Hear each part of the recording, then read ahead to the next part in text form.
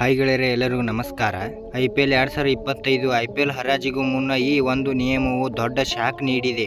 BCCIಗೆ ತಂಡಗಳ ಮಾಲೀಕರು ಏನು ಹೇಳಿದ್ದಾರೆ, ಹೀಗೆ ಇದರ ಬಗ್ಗೆ ಹೇಳುತ್ತೇನೆ. ನಮ್ಮ ವಿಡಿಯೋ ಇಷ್ಟವಾದರೆ ಲೈಕ್ ಮಾಡಿ ಮತ್ತು ಸಬ್ಸ್ಕ್ರೈಬ್ ಮಾಡಿ. ಇಂಡಿಯನ್ ಪ್ರೀಮಿಯರ್ ಲೀಗ್ ಸೀಸನ್ 18ರ ಮೆಗಾ ಹರಾಜಿಗಾಗಿ ಸಿದ್ಧತೆಗಳು ಶುರುವಾಗಿದೆ.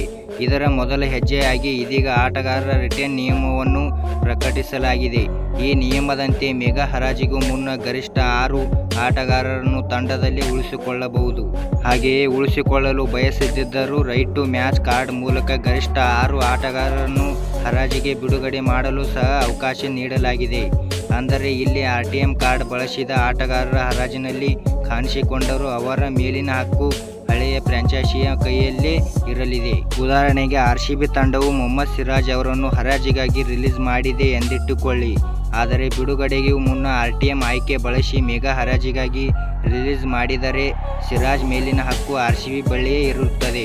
ಅದರಂತೆ ಮೆಗಾ ಹರಾಜಿನಲ್ಲಿ ಕಾಣಿಸಿಕೊಂಡ ಮೊಹಮ್ಮದ್ ಸಿರಾಜ್ ಅವರ ಖರೀದಿಗೆ ಚೆನ್ನೈ ಸೂಪರ್ ಕಿಂಗ್ಸ್ ಫ್ರಾಂಚೈಸಿಯು 10 ಕೋಟಿ ರೂ ವರೆಗೂ ಬೀಡ್ ಮಾಡಿತ್ತು ಎಂದಿಟ್ಟುಕೊಳ್ಳಿ.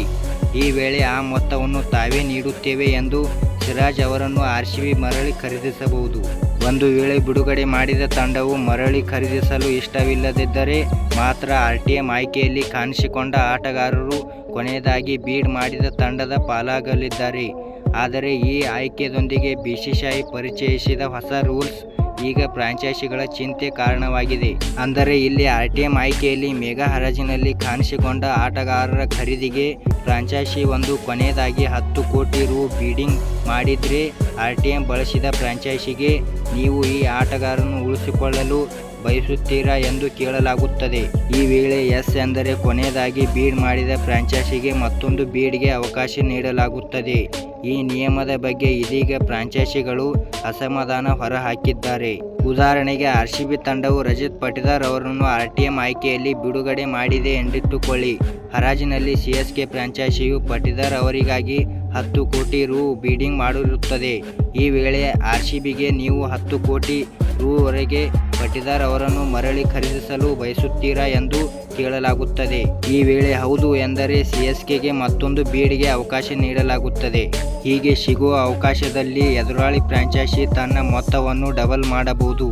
ಉದಾಹರಣೆಗೆ ಪಟಿದಾರ್ಗೆ 10 ಕೋಟಿ ರೂ ವರೆಗೂ ಬೀಡ್ ಮಾಡಿದ CSK ಫ್ರಾಂಚೈಸಿ ತನಗೆ ಆ ಆಟಗಾರರ ಸಿಗಲ್ಲ ಎಂದು ಗೊತ್ತಾದ ಮೇಲೆ ಕೊನೆಯ ಬೀಡ್ ಅನ್ನು ಏಕಾಏಕಿ 15 ಕೋಟಿ ರೂ ವರೆಗೂ ಹೆಚ್ಚಿಸಬಹುದು. ಇದರಿಂದ RTM ಬಳಸಿದ ಫ್ರಾಂಚೈಸಿ 15 ಕೋಟಿ ರೂ ನೀಡಬೇಕಾಗುತ್ತದೆ. ಹೀಗಾಗಿ ಈ ನಿಯಮವನ್ನು ಫ್ರಾಂಚೈಸಿಗಳು ದುರುಪಯೋಗ ಪಡಿಸಿಕೊಳ್ಳುವ ಸಾಧ್ಯತೆ ಹೆಚ್ಚಿದೆ.